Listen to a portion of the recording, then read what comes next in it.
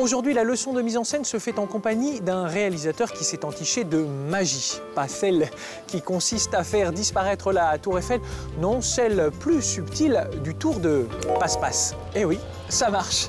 Bruno Podalides nous revient au cinéma avec son nouveau long-métrage, Comme un avion, un cinéma plein d'illusions qui nous délivre des pesanteurs et de l'épaisseur du réel. Bruno, vos films nous font du bien, on peut le dire, mais qu'en est-il pour vous? Est-ce que le cinéma vous permet de prendre vos rêves pour la réalité? C'est une bonne question, parce que je continue de m'interroger là-dessus, en fait. Est-ce que le cinéma permet de réaliser ses rêves, par exemple? Et je ne crois pas, en fait. C'est marrant, mais parce que j'ai mis des rêves un peu dans... C'est plutôt montrer les rêves, hein, plutôt que de montrer la réalité. C'est plutôt montrer ce qu'on imagine. J'ai mis des rêves dans pratiquement tous mes films, et il y en a encore dans celui-là. Bruno Podalides, c'est d'abord un frère, celui de Denis, brillant sociétaire de la comédie française. Ensemble, ils ont commencé à écrire dans les années 90 les scénarios de leur première comédie fantaisiste, constituée d'une grande part d'autobiographie. Une petite entreprise artisanale qui célébrait le burlesque de la vie. Régulièrement, ils nous donnaient des nouvelles de ce pays, qu'ils n'avaient jamais quitté, celui de l'enfance. Un pays tendre et solidaire, délicieusement bizarre, plein de délicatesse, érigé comme une forteresse contre la réalité et ses coups du sort. 8 films plus tard, Bruno s'expose seul dans son nouveau long-métrage pour nous raconter l'histoire d'un homme qui rêve. Qui mieux que lui pouvait incarner ce personnage passionné d'avion qui tombe amoureux du kayak? Épopée solitaire pour son personnage comme son auteur, embarqué dans une nouvelle aventure vers l'absolu, celui de l'humour et de la poésie. Est-ce que ça va, Michel? Je vais partir. Partir? Quand? Où? Pas loin, mais pour être dépaysé. Avec tout ce matériel? Oui, j'accorde une grande importance au matos. C'est bien, hein? T'es prêt, là, hein? J'ai super chaud, en fait. J'ai quand même l'impression que, comme on dit, je viens d'un pays qui serait l'enfance. Donc, de retrouver ce pays comme un... Comment on appelle ça? Comme un déplacé, oui, oui. Tu viens de loin avec ton canoë? Et tu vas où?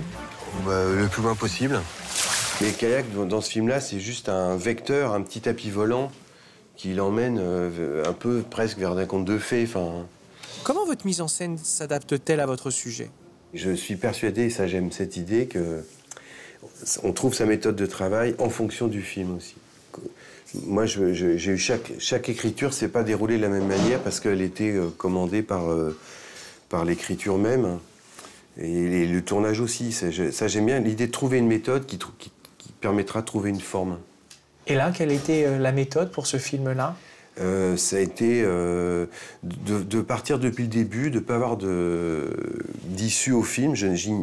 Jusqu'au jour du tournage, j'avais pas vraiment ma fin. Donc j'ai navigué à vue comme le personnage, je suis embarqué. Et puis l'attachement à la guinguette, je l'ai eu moi en écrivant, parce que j'aime ces endroits. Le courant, il faut savoir le sentir, l'accompagner. Il faut savoir se laisser porter. Le tournage, c'est pareil, on a un peu tourné dans l'ordre du film. On a commencé avec Sandrine à Paris. Et j'ai l'impression, en la quittant, Sandrine, de vraiment partir avec l'équipe, tourner la suite. Enfin, on a un peu vécu les moments que le film raconte, ouais. Tiens. Merci. Et t'as pris le L52? Oui. Le Bufaren? Donc je l'ai mis... C'était par là. Oh, dis donc. J'ai oublié le PQ. Bah, tu cueilleras des feuilles. Bon, allez. Prends soin de toi. Pourquoi avoir voulu ce plan dans l'eau et à deux? Alors déjà, où on met la caméra, c'est plus déjà le point de vue de moi partant et pas de son point de vue à elle. Il n'y a pas de plan de subjectif d'elle où elle me voit partir, parce que le film est quand même dans mon univers à moi. Je suis déjà parti. Le fait que la caméra est déjà sur la rivière, c'est comme si elle nous attendait. Donc peut-être qu'il y a plus d'arrachement. Comme ça. Et puis, c'est aussi la sensation physique de l'éloignement. C'est-à-dire que, le fait que je me repousse, je pousse mon kayak doucement. Donc voilà, il y a le petit déchirement, mais physique, d'imprimer une distance d'1 mètre, 2 mètres, 3 mètres entre elle et moi, par l'eau. Le fait qu'on... Et j'ai pas coupé non plus au premier coup de pagaie, parce que au début du montage, j'avais un petit peu plus découpé. Et quelqu'un m'avait dit, ah mais le premier coup de pagaie, il faut qu'il soit accompli. Faut pas changer de plan à ce moment-là. Cette femme est lumineuse. C'est très important comme ça qu'il y ait des durées absolument sacrées.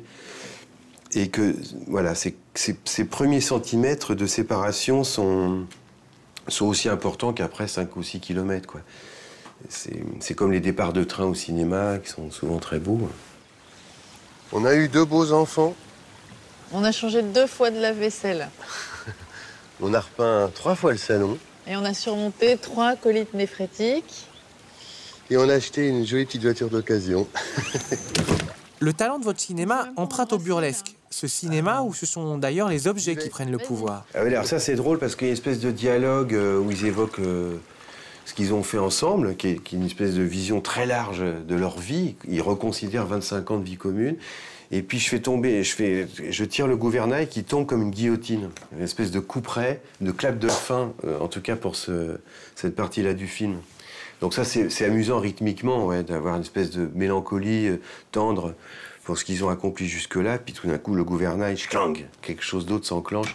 Et puis c'est le burlesque pur, parce que c'est un son marrant. Darling, you can't love one. Darling, you can't love one. Bonjour, c'est joli. C'est une buvette? Oui, le monsieur, en fait, il cherche un endroit où dormir. Vous pouvez vous mettre au fond du terrain, si vous voulez. Vous êtes un passionné de magie au point où vous concevez un tour comme un film, c'est-à-dire avec son histoire et ses personnages. Est-ce qu'on peut inverser cette proposition et concevoir vos films comme un tour de magie? En magie, on fait beaucoup de choses comme ça, des petits gestes, et puis je continue de vous parler, et puis en fait j'ai fait disparaître, tout bêtement. Et on pose des choses comme ça dans un scénario quand on écrit, mine de rien, et qu'après on révèle, on exploite, c'est pas le plus important qui est annoncé, enfin, c'est un jeu... C'est un jeu d'illusion. Oui, c'est un jeu d'illusion. Mais ce que j'aime dans la magie, c'est que c'est une illusion acceptée. C'est-à-dire qu'on ne prétend pas, on dit je vais vous distraire, je vais vous tromper. Enfin, mais pour le plaisir. Vous savez que c'est faux. On ne prétend pas avoir des super pouvoirs d'hypnotiseur ou de lévitation. C'est le jeu de la tromperie, mais comme le faux qui permet de pressentir le vrai. Dernière question, Bruno Podalides.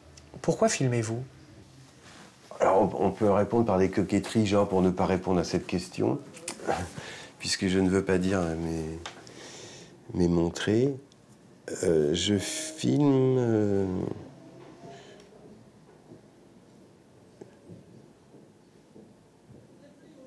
comme je photographie. Est-ce que je filme comme je photographie? La réponse peut durer des heures. Parce que j'aime beaucoup photographier aussi. Mais j'ai l'impression que c'est pas du même ordre. Parce que quand je photographie, je montre avec mon index comme un enfant ce qui m'amuse dans le réel. Alors qu'au cinéma, je mets tout en scène.